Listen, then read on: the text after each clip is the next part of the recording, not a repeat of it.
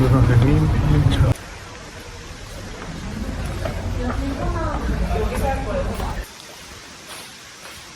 김구 선생님이 자싱에서 피난처로 머무르셨던 외부로 통하는 통로가 어떻게 되어 있는지 한번 보여드리겠습니다. 배를 탈 수 있는 곳으로 연결이 되어 있습니다.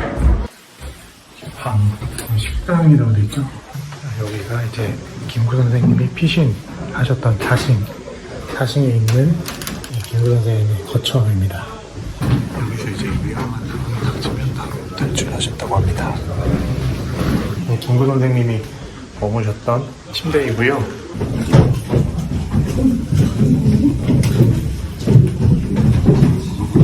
이렇게 누가 오는지 감시를 확인할 수 있는 창문이 있어서 동태를 확인하실 수 있으셨고, 다음에 여기 밑에 보시면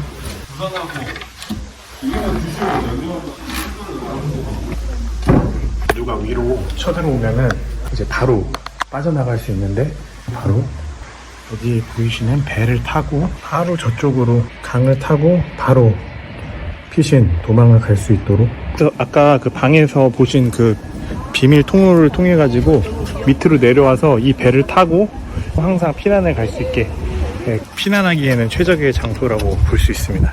네. 김구 선생님이 타시던 좀 배가 이런 형태였다고 하고, 이 안에서 생활도 하시고 숨어 다녔다고 하십니다. 김구 선생님이 타시던 배. 김구 선생님 가보겠습니다. 여기서 이렇게 애쓰시던 분들 모두 배를 타고 생활하셨다고 하고, 약산 김홍봉 선생님도 여기로 오셨다고 하네요. 야.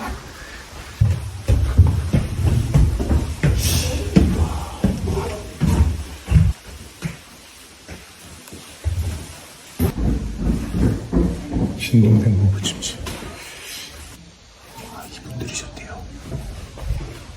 침실입니다. 거울. 그리고 여기는 창이고요. 자생 피난처를 이렇게 잘 둘러보고 갑니다.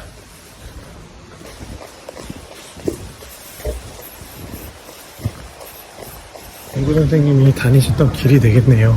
상하이에서 이곳으로 오신 이유는 윤봉길 의사님의 홍커우 공원 의거 이후에 일제 감시가 아주 심각해졌고, 심지어는 프랑스 조계지 안에 들어와가지고 임시정부 요인들 그리고 독립운동가들을 잡아가기도 했습니다. 예를 들면 안창호 선생님은 실제로 잡히셔가지고 그 이후에 옥고를 치르시다가 돌아가셨고요. 감시를 피해서 상하이가 아닌 다른 중국 내륙 지역으로 오게 되는데, 기차를 타고 여기 자싱 지역에 일단 오셨다고 하고요.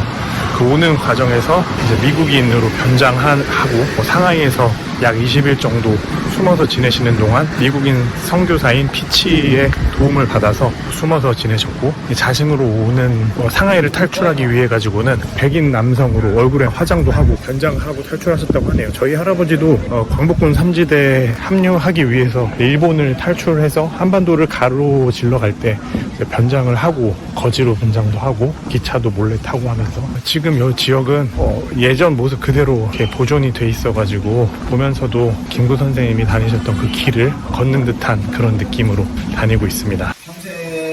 독립운동에 일제 경찰이 이 자싱에까지 와가지고 이 김구 선생님과 김시정부 요인들을 찾게 혈안이 되게 됩니다. 이 창문을 통해 보게 되잖아요. 이걸 열게 되면 중정 공간이 보여요. 이걸 보고 위기감을 느낀다 그러면 어떻게 하냐?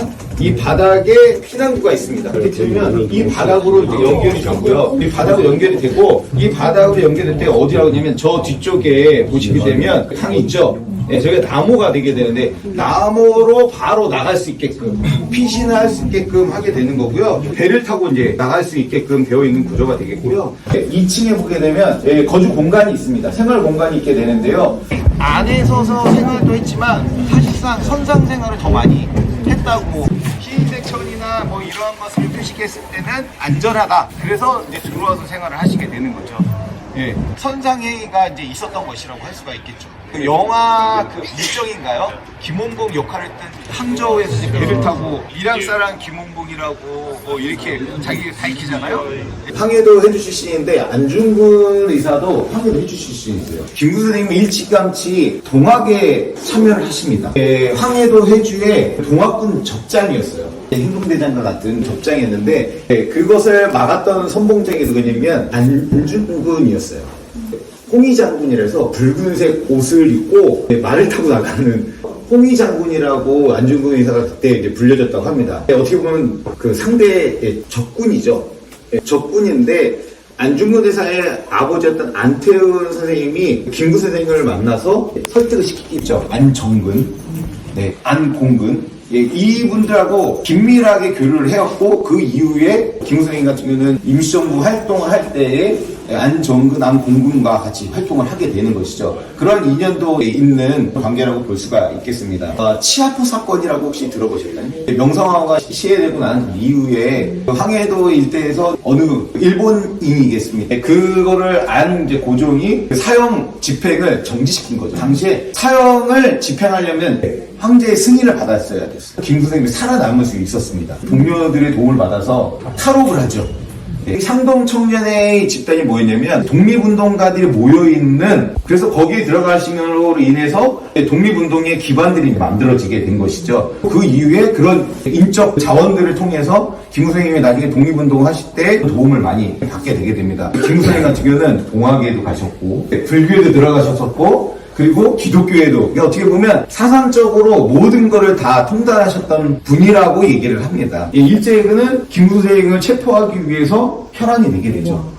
피난했을 때 도움을 받았던 사람이 있습니다. 외국 선교사였던 휘치 목사 부부가 있습니다. 휘치 목사는 일찌감치 상해에 와서 한인들과 같이 이렇게 교류하면서 도와줬던 인물이라고 할 수가 있겠습니다. 3.1당 그리고 모의당 이렇게 기독교 교회 보고 왔잖아요. 거기에서 교류 활동을 했고 지원을 했던 분이 피치 목사였고요. 윤봉길 의사 이거 이후에 상해에서 피신을 해야 되는데 피신이 쉽지 않았죠. 피치 목사의 도움을 해서 그 집에서 한 20일 정도 안공근 선생님하고 김천 선생님하고 일제 경찰이 김구 선생님 비롯한 임시정부 요인들을 체포하기 위해서 찾아다니는 거죠. 김구 선생님이 머물렀던 피치 목사의 집도 노출이 되게 됩니다. 탈출 과정도 되게 재밌습니다. 김구 선생님이 피치 목사에 변장을 합니다. 분을 하얗게, 외국 이제 백인이잖아요. 하얗게 이렇게 분을 칠하고 피치 목사의 부인한테 부부로 위장을 해서 차를 타고 이동을 했다고 하고요.